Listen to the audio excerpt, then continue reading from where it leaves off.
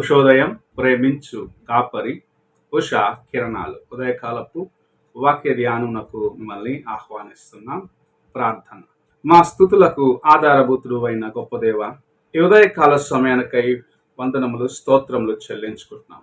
తండ్రి, మమ్మల్ని ప్రేమించి మరి యొక్క దినము నీ కృప చేత అనుగ్రహించిన విధానాన్ని బట్టి స్తోత్రములు చెల్లిస్తూ, ఈ ఉదయకాలమున నీ వాక్యము చేత నాతో మాతో మాట్లాడు. వినగలిగిన చెవిని గ్రహించుకునే హృదయమును అనుగ్రహించి ఆశీర్వదించి నడిపించమని ఈ కార్యక్రమం నాయన నీ యొక్క కృపగలన హస్తములకు అప్పగిస్తున్నగా వీక్షిస్తున్న ప్రతి ఒక్కరిని ఆశీర్వదించి దీవించమని యేసు పరిశుద్ధ నామమున అడిగి వేడుకుంటున్నాను పరమ తండ్రి, ఆమేన్.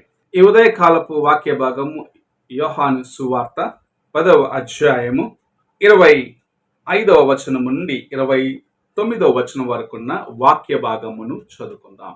యోహాను సువార్త 10వ అధ్యాయము 25వ వచనము నుండి 29వ వచనం వరకున్న వాక్య భాగం. అందుకు యేసు, మీతో చెప్పితిని కానీ మీరు నమ్మరు. నేను నా తండ్రి నామమందు చేయుచున్న క్రియలు నన్ను గూర్చి సాక్ష్యమిచ్చుచున్నవి. అయితే మీరు నా గొర్రెల్లో చేరిన వారు కనుక మీరు నమ్మరు. నా గొర్రెలు నా స్వరము విన్ను, నేను వాటిని నెరుగుదును, అవి నన్ను వెంబడించును.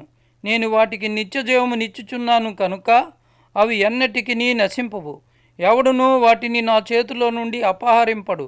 వాటిని నాకిచ్చిన నా తండ్రి అందరికంటే గొప్పవాడు కనుక నా తండ్రి చేతిలో నుండి ఎవడునూ వాటిని అపహరింపలేడు. యేసు ప్రభు తన పెద్ద ఉన్న జన సమూహంతో లేక తనతో ఉన్న వారితో మాట్లాడుచున్న మాట ఏమిటంటే, మీరు నన్ను విశ్వసించలేదు లేదా నా మాటలు నమ్మలేదు. కారణం ఏమిటంటే, మీరు నా యొక్క గొర్రెలుగా లేరు అని వారితో మాట్లాడటం చూడగలము. ఎందుకంటే నేను చేయు కార్యములు, నా యొక్క పనులను నా యొక్క గొర్రెలు గుర్తిస్తావి, అవి నన్ను వెంబడిస్తావి అన్న కార్యమును చాలా తేటగా ప్రభు చెప్పటం చూడగలము.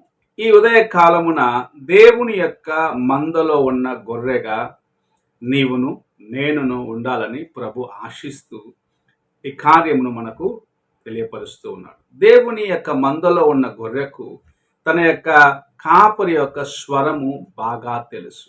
అనగా కాపరిని గుర్తించగలిగి కాపరి యొక్క స్వరము విన్న వెంటనే అతడు ఉన్న స్థలమునకు లేకపోతే అతడు ఉన్న ఆ ప్రాంతమునకు గొర్రె వెళ్తుంటుంది. కారణం ఏమిటంటే, నా యొక్క యజమానుడు లేకపోతే నా యొక్క కాపరి యొక్క స్వరమై ఉన్నది.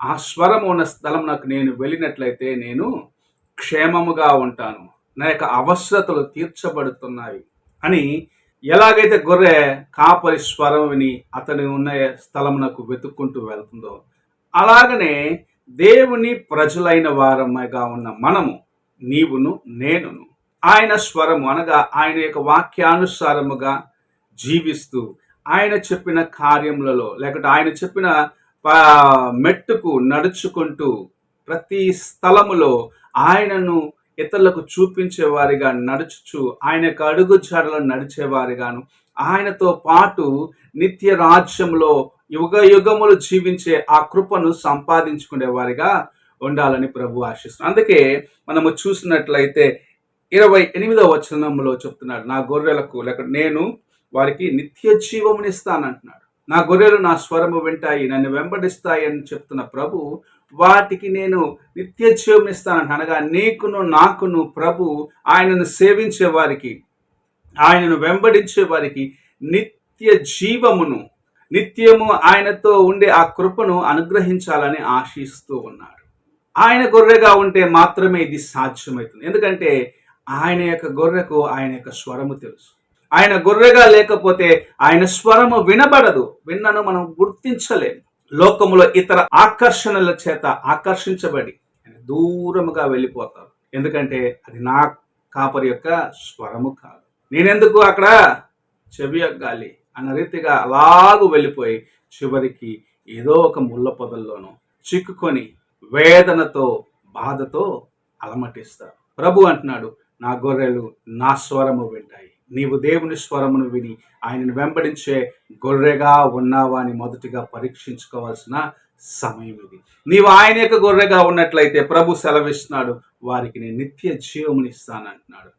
అది మాత్రమే కాదు, వారు నా తండ్రిని కూడా ఎరుగుదురు అని ప్రభు చాలా తేటగా సెలవిచ్చే కార్యమును చూడగలం. ఉదయకాలమున యేసు ప్రభుని ఎరిగిన నీవు తండ్రికి సమీపముగా ఉన్నావని గుర్తుంచుకొని ఆయనను వెంబడించి నిత్య రాజ్యములో నిత్యత్వములో ఆయనతో పాటు యుగ యుగములు జీవించే కృపను సంపాదించుకోవాలని ప్రభు ఆశిస్తూ నీతో నాతో మాట్లాడుచు ఉన్నాడు. నీవు ఆయన స్వరము విని ఆయనను వెంబడించే గొర్రెగా ఉన్నావా లేదా అనేది ప్రభు నిన్ను ప్రశ్నిస్తూ ఉన్నాడు.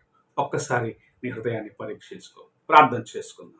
అత్యున్నత సింహాసనాసీనుడు అయిన పరలోక తండ్రి, ఈ ఉదయకాలపు సమయమున నీకు వందనములు స్తోత్రములు చెల్లించుకుంటున్నాను తండ్రి. నా గొర్రెలు నా స్వరము వింటాయి, అవి నన్ను వెంబడిస్తావి అని నీవు చెప్పిన మాటను జ్ఞాపకం చేసుకుంటున్నామయ్యా. నిజమే తండ్రి, నీ గొర్రెగా ఉన్నట్లయితే నీ స్వరము వింటాం తండ్రి, నిన్ను వెంబడిస్తాం. నీవు ఎక్కడికైతే మమ్మల్ని తీసుకొని వెళ్తావో అక్కడికి నీ వెంబడి వచ్చేవారిగా మేము ఉంటామని నాయన నీ వాక్యం ద్వారాగా మాకు నాయన నేర్పిస్తూ ఉన్నావు. అలాంటి అనుభవంలో మేము ఉండుటకు, నీ స్వరము విని నీను వెంబడించే వారిగా మేము ఉండుటకు, నీ గొర్రెగా మేము ఉండుటకు నాయన దేవా మాకు సహాయము చేయమని ఈ కార్యక్రమం మాకు ఆశీర్వదించు. యేసు పరిశుద్ధ నామమున అడిగి వేడుకుంటున్నాను పరమ తండ్రి, ఆమేన్. తండ్రి అయిన దేవుని ప్రేమ, కుమారుడైన క్రీస్తు కృప, ఆదరణకర్త అయిన పరిశుద్ధాత్మ యొక్క సహవాసం ఇప్పుడును ఎల్లప్పుడూ తోడయుండి సదాకాలము నడిపించును గాక. ఆమేన్.